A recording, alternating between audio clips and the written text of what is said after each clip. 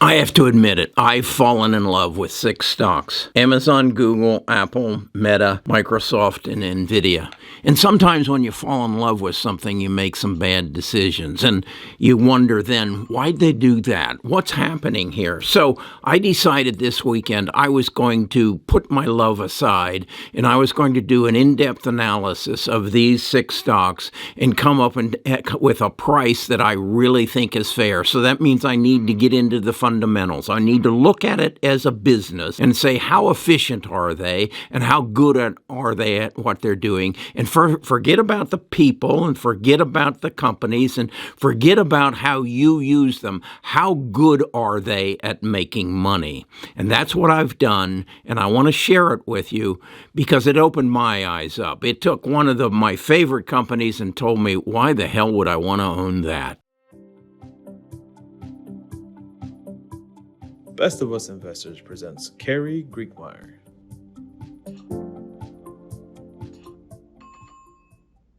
Okay, love is a terrible thing sometimes. Sometimes it makes you make some foolish mistakes. And sometimes it makes you overlook the faults of the first person or the stock, in this case, that you fall in love with. I've been in love with technology, with disruption, with how the people are going to change the world. And so Amazon, Google, Apple, Meta, Microsoft, and Nvidia have been important stocks to me, and I always want to own them. But many times when bad things happen, and the last year has been a bad year for those stocks and other stocks, it makes you reassess what you're doing and forces you to maybe make some changes. So over the past week, I've been doing a lot of work on an Excel spreadsheet and digging into Seeking Alpha and other sources of information that I keep in my toolbox, and assessing the stocks that I own or those that I think I want to own.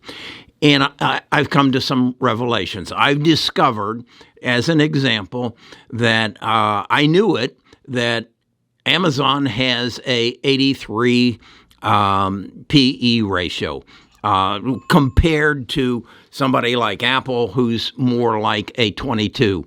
Why is that? Well, I overlooked it in the past, and I said, no, Amazon's not going anywhere. They're going to continue to make money. But when I dug into the numbers, I realized they're very good at what they do. They're very good at running Amazon Web Services and delivering me my running shoes and anything and everything else I want to buy, but they don't make money.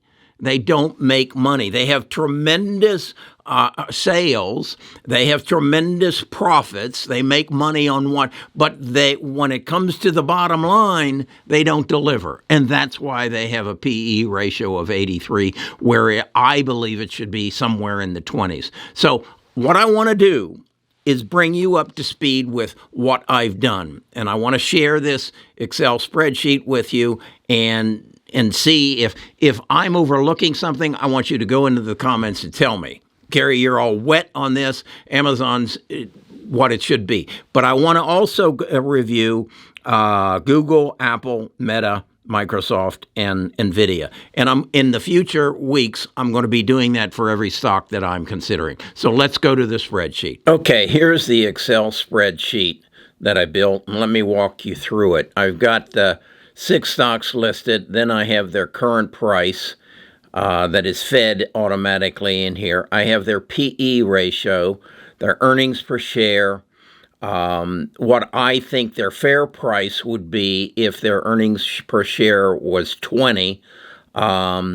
Because, again, I'm looking at these companies as future, and I don't think you can put a time frame of more than 20 years, and that's what a PE ratio is what is the price relative to their future earnings. And I'm saying I don't want to project future earnings beyond 20 years. And here you can see, then I have over and under, such as based on a 20 PE ratio, Amazon's worth $21.60. That's $67.49 above or below what it is now. Then I come and I look at earnings. This is and let me first explain profits. Profits are if you own a restaurant and you buy a steak, and then you serve it. What's the profit you made on that steak? Earnings are after you pay your rent and your taxes and your help, what do you got left? Okay. And what you see here is Amazon had profits of $216 billion and their earnings were 11. So their efficiency is 5%. That 5% of the profits that they make, they actually bring to the bottom line. That's why the PE ratio is so high, okay? Compare that then to Google, and their PE ratio is 18.65. Their profits are $158 billion, and they bring $65 billion to the bottom line. That makes them substantially more efficient. What this is saying is Amazon brings 5% of their profits to the bottom line, whereas Google brings 41 and Apple brings 58. That's why their PE ratios are so different than those of Amazon. And here you see Meta is bringing 29% of their profits to their bottom line. So what we're learning here is that let's put Jeff Bezos aside, let's put Tim Cook aside, Mark Zuckerberg aside, and let's just look at how efficient are they at making money. And isn't that what business is all about? And then why don't we make our investment decisions based upon no love involved? No girlfriends, no kisses and in the backseat of the car. This is just how efficient are you at bringing profits to the bottom line. So with that in mind, it changes the picture drastically. And I speak from myself. I love Amazon. I use Amazon constantly. I love their way they treat me. If I don't like something that I buy from them, I pack it back up and send it back. But they're not efficient.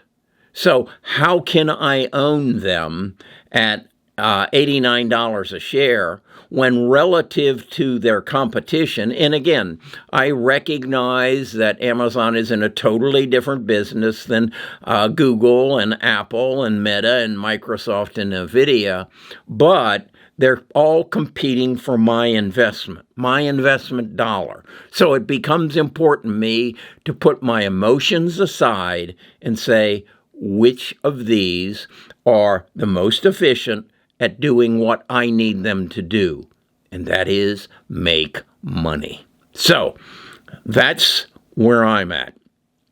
I look at it and I say, target price on Amazon, $21.60. Target price on Alphabet, it's priced right today at $93.70. Target price on Apple, $124.40. Meta, it's priced properly today. Microsoft, it's a little overpriced by about $59, and NVIDIA is way overpriced as well. And why do I say that? Well, there's a lot of glamour around, and I think NVIDIA will do good as we go into the Web 3.0, as we go into the metaverse, but I don't know that somebody else might do it better.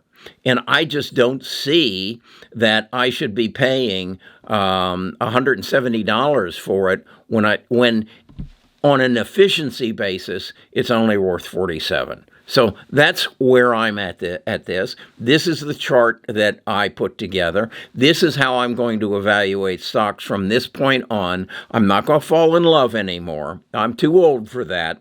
I'm not going to have emotions telling me that, oh, this is good. This is something in the future. They control the data. No. How good are they at what they do? How efficient are they in bringing profits, turning profits into earnings? How good are they in turning sales into profits and profits into earnings?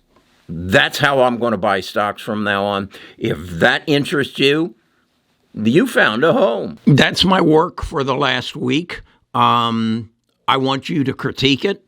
I want you to, if you want to be involved and help me more and help yourself more, come join our tribe, come to the Discord, sign up, and become a member. For those of you who are already in the Discord, I thank you, and I want to reward you, and I'll be talking to you about that in the future. The rest of you, I invite you to become a part of our group and grow with me and help me grow and help me make more money and you make more money. I did not have a good year this last year, so I fell in love with some of the wrong stocks, and we're going to change that. If that appeals to you, you know where to find me.